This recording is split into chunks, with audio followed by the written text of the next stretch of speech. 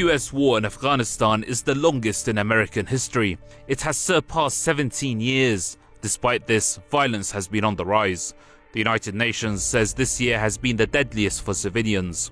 The US government's own watchdog on Afghanistan says the Taliban is gaining territory while government forces continue to lose ground. It does appear the only solution to the violence is holding peace talks. Iran has confirmed it has hosted a delegation from the Taliban to discuss possible ways to end hostilities. Foreign Ministry spokesman Bahram Qasemi says the talks have been coordinated with the Afghan government. He said that Iran is trying to establish peace and bring stability to end the violence and insecurity. He added that Iran shares a long border with Afghanistan and has always sought to maintain peace in the region. Tehran says it supports the improvement of ties and democracy between all parties in Afghanistan without violence. The talks in Tehran come days after Secretary of Iran's Supreme National Security Council Ali Shamkhani traveled to Kabul for initial talks with the militant group.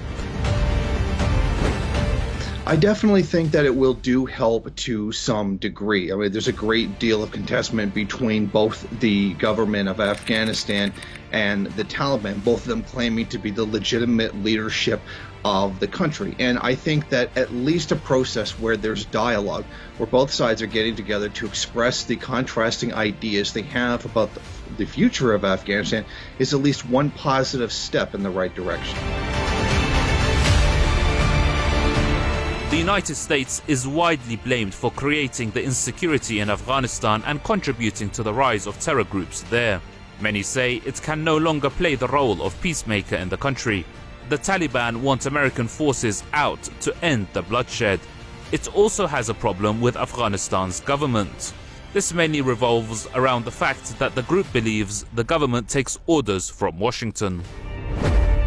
I think for the most part, if the government of Afghanistan was to try to portray a legitimacy inside the country, it would at least need to demonstrate that it was not a puppet of the United States. And the best way to do so would be to eliminate as much U.S. influence from the country as possible. However, this is a very difficult task given the fact that essentially the government that is in Afghanistan right now was set up and is perpetuated by the United States. And this is always going to remain a very contentious issue between the government and the Taliban, because both of them feel that they are the rightful leadership of the country. The Taliban, however, at least when it comes to the legitimacy of not being backed by a foreign state. Other countries that have hosted the Taliban include Qatar and the United Arab Emirates. Observers say they have done this at the request of the United States. Analysts say the meetings could pave the way for these countries to establish a foothold in Afghanistan if and when the US withdraws. The country is strategically located near Iran, Pakistan and China. Analysts also believe these countries have done so to portray themselves as important players on the global arena, perhaps also to show they can influence international affairs and help bring peace to volatile regions.